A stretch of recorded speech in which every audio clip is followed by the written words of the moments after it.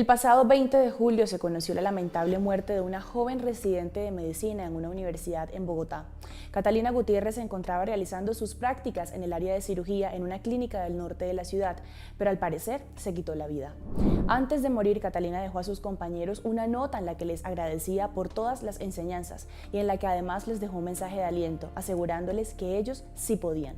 Tras conocerse la noticia, varias han sido las entidades que se han pronunciado al respecto, lamentando el trágico fallecimiento de esta joven, y además los múltiples de estudiantes de diferentes universidades del país se han manifestado y han asegurado que han sido víctimas de acoso y maltrato en los hospitales, como el testimonio de Marcela Ayala, exresidente de anestesiología, quien en entrevista con Noticias RCN aseguró que en el proceso de estudio para alcanzar el título profesional de médico hay personas que causan daños irreparables.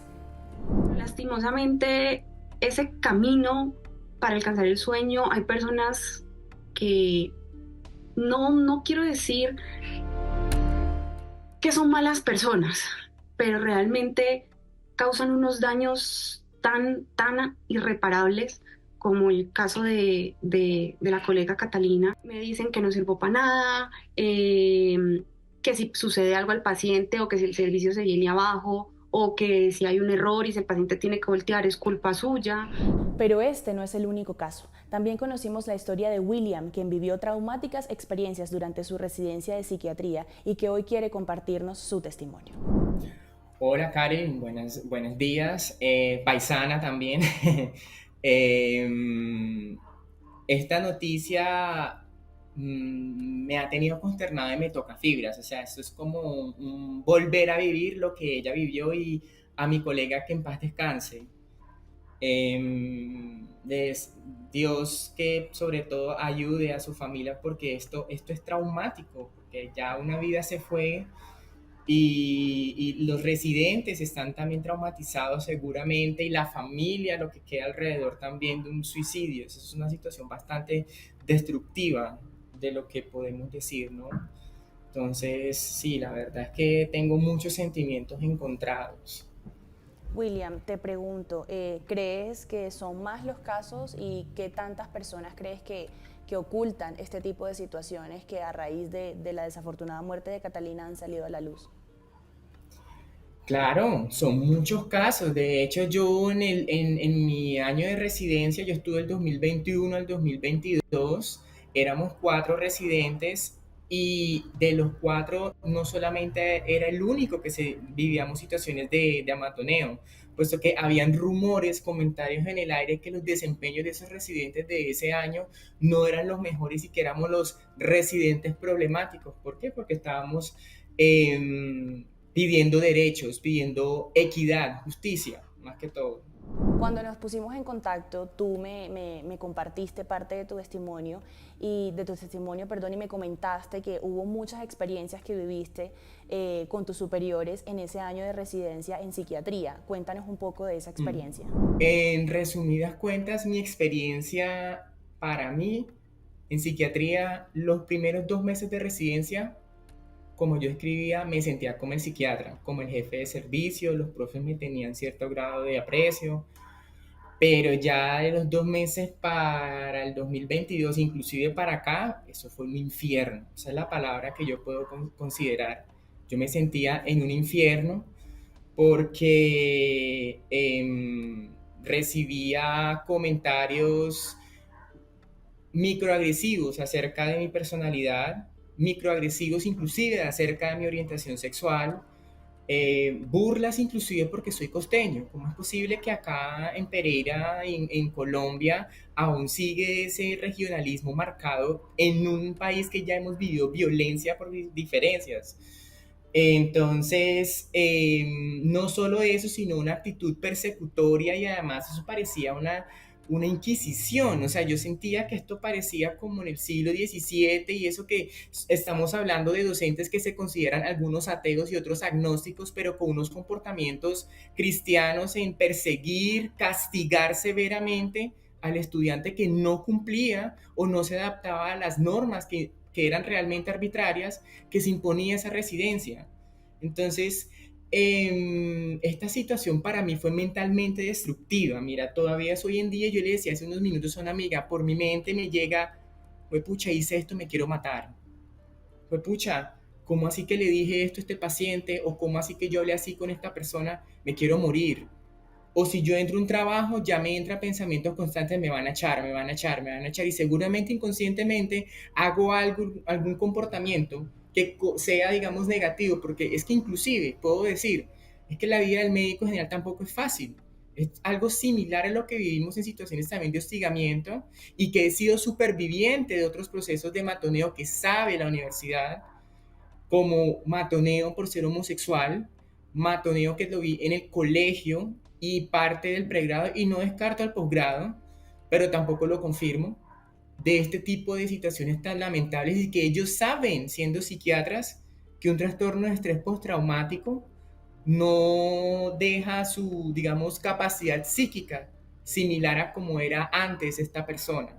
Entonces, estas son muchas cosas que uno lo deja bastante reflexionar, como por ejemplo Pereira, una ciudad donde epidemiológicamente se ha confirmado tasas de intentos suicidas altos en la región del eje cafetero, donde testimonios semanalmente salen a la luz pública en redes sociales y prensa de personas que han cometido actos autolesivos, y están formando una escuela de psiquiatras anualmente basados en un método de educación donde es que yo soy el psiquiatra, el especialista, y usted es el paciente y usted es el médico.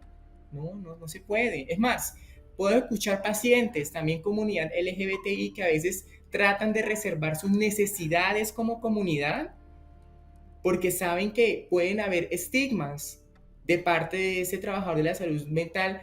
Así una docente diga que es que aquí en la UTP no somos homofóbicos, no sea mentirosa, sí lo hay. Y lo presencié y tengo pruebas. Entonces, sí, este es mi testimonio de vida como un superviviente, al igual que mis amigos que se retiraron somos supervivientes, y Catalina, fuiste también una superviviente de esa situación tan lamentable que tú viviste.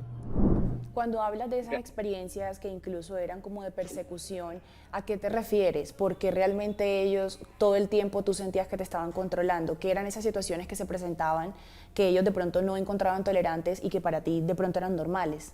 Por ejemplo, formas de abordar un paciente, porque en psiquiatría algo se llama la entrevista psiquiátrica, la cual yo realmente la aprendí fue de un libro así de grueso, editado desde el 2004, el cual yo en un primer año de residencia no veía una, sino 4 materias, y tenía que rendir al 100% estas materias con unos niveles de calificación tan altos como podemos ver unas materias que los exámenes valían el 90% y 10% eran las presentaciones y la clase magistral, quedando en el aire cómo esto se presta mucho a la poca valoración del esfuerzo del residente que hace por rendir a una especialidad altamente exigente. Uno, dos, me criticaban por mi estilo de entrevista confrontativo. Claro, yo soy calentano y tú, Karen, sabes que tú y yo en la costa no es lo mismo tú hablar entre costeños las cosas como hablar aquí en el interior. Esto ha sido que he aprendido mucho a manejarlo, la discreción, y doy gracias a Pereira como esta enseñanza. Y sí, me pongo en los zapatos, a veces las personas pueden sentirse heridas, pero es que eso ya también tiene una connotación, inclusive puedo detallarlo como algo xenófoba. Entonces, esa era la segunda crítica, y la tercera crítica era acerca de mi personalidad, que soy una persona expresiva, que me gusta mostrar mis emociones, y ahorita tengo mis emociones a flor de piel, pero es que para ellos eso no les gustaba, porque eso era típico de una persona que era, no sé, afeminada. Y lo más triste es que en esa facultad de programa de psiquiatría, perdón, hay comunidad gay. ¿Y cómo es posible que tú ves y tú rechazas al que es mariconcito, al que es afeminado, pero al mismo tiempo los deseas sexualmente? Mira esa ambivalencia y mira esa poca empatía que hay de ese programa de psiquiatría con las minorías, con las comunidades vulnerables. Inclusive yo pude ver cómo fueron las situaciones de matoneo con un compañero mío que también era costeño, bueno, isleño, de hecho, o era negro también. Entonces, mira estas cosas tan graves que pasaba en esa facultad, en esa región del eje cafetero. William, es muy grave todo lo que me dices y te pregunto, cuando viviste todas estas experiencias, ¿intentaste buscar ayuda? ¿Con quién lo hiciste y cuáles fueron las respuestas que recibiste? Claro, toqué muchas puertas aquí en Pereira. Mi gran falla es que yo aquí no tengo una red de apoyo consolidada. Yo soy costeño, vengo yo soy costeño y soy opita, porque también me crié en Neiva y quiero también al Huila. Pero acá no tengo a nadie, no tengo mis padres, no tengo un primo, no tengo hermanos, amigos, ni tuve una pareja que vivimos 3 meses, me apoyó y doy gracias a él todo lo que hizo por mí, como yo también hice muchas cosas por él, pero ya de ahí no tuve una ayuda. Yo toqué puertas con el representante del comité curricular del programa de psiquiatría en el 2021, con la jefatura de residentes, hablé con la jefatura de posgrados, hablé con la decanatura de la Universidad Tecnológica de Pereira, hablé también con la mesa de violencia de género de la UTP, y realmente los esfuerzos fueron insuficientes, porque para ellos la solución, y es válida, era asistir al programa del bienestar universitario, que juiciosamente fui, hasta que una terapeuta me dijo: William, tú fuiste 7 de 4 sesiones, lo cual es lo único que otorga la universidad. ¿Cómo es posible que un trastorno psiquiátrico tenga un acompañamiento psicoterapéutico en promedio una vez al mes? Esto es inaceptable. A mí me tocó de mi bolsillo buscar psicoterapeutas, ir a psicología, ir a psiquiatría, de manera particular, y también con medicina prepagada, para recibir ayuda, porque es que de la universidad la ayuda fue deficiente, más bien, por no decir nada, porque ya estaría generalizando. ¿Qué crees que deben hacer las autoridades competentes en este caso para apoyar un poco la realidad que callan la mayoría de residentes en Colombia? ¿Qué crees que se debe hacer? ¿Cómo sería la manera de controlar este tipo de situaciones? Caroline, ese es el gran desafío que hay, porque es que hay corrupción. Desgraciadamente, yo creo que las consecuencias de lo que estamos viendo como sistema de salud en Colombia es la corrupción que hay también en este tipo de sociedades, porque no es posible que un paciente tenga que ver una cita con un especialista en 3, 6 meses.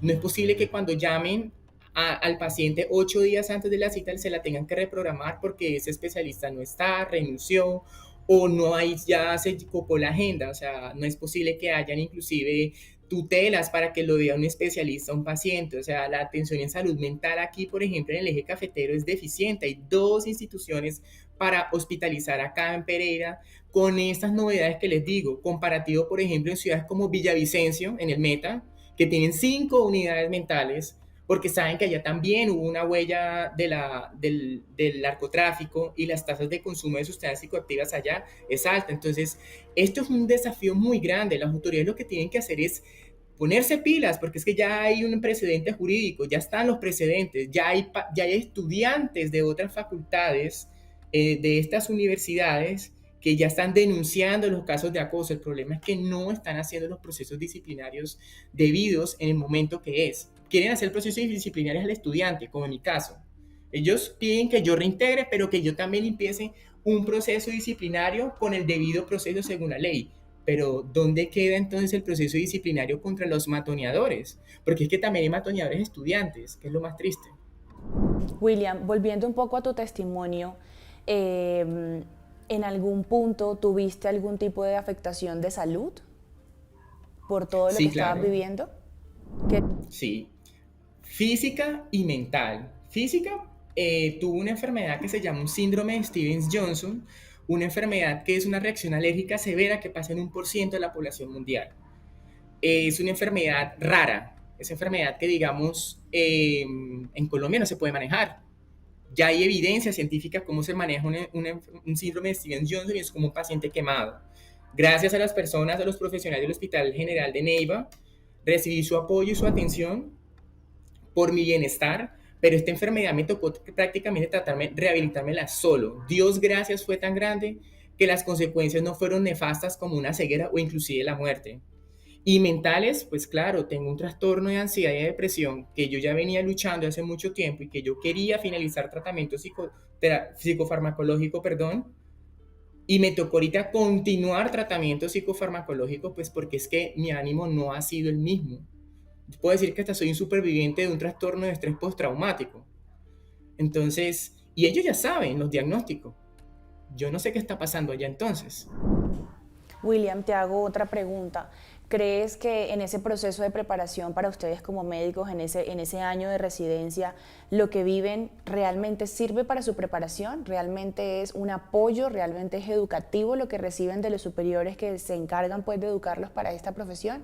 Claro, educativo en el sentido que sale un especialista que está quemado con unas tasas de trastorno por consumo de sustancias psicoactivas altísimas, ya que mencionamos casos, por ejemplo, de una anestesióloga o estudiante de anestesiología. Anestesiología es la especialidad con mayores tasas de trastornos por consumo de sustancias psicoactivas y trastornos psiquiátricos.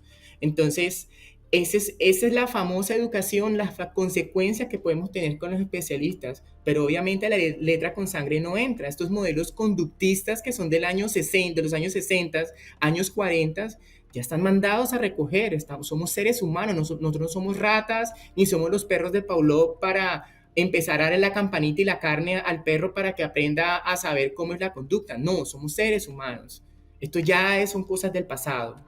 Entonces, el gran llamado es que estos modelos de educación, que no solamente se quede en Bogotá, ni se quede en Medellín como las grandes ciudades o Barranquilla, sino que llegue a regiones como el eje cafetero, que es Pereira, o Neiva, estén mandadas a recoger. Estas cosas ya no pueden todavía seguir existiendo y es intolerante. Bueno, William, realmente te agradezco por habernos permitido conversar contigo, te agradezco por aprovechar este espacio para dar tu testimonio y para manifestar nuevamente la realidad que algunos residentes manifiestan, que callan y viven durante su año de preparación para obtener un título. ¿Qué mensaje te gustaría dejarle a las nuevas personas que están educándose para esto y que de pronto están viviendo esto o van a exponerse a este tipo de cosas?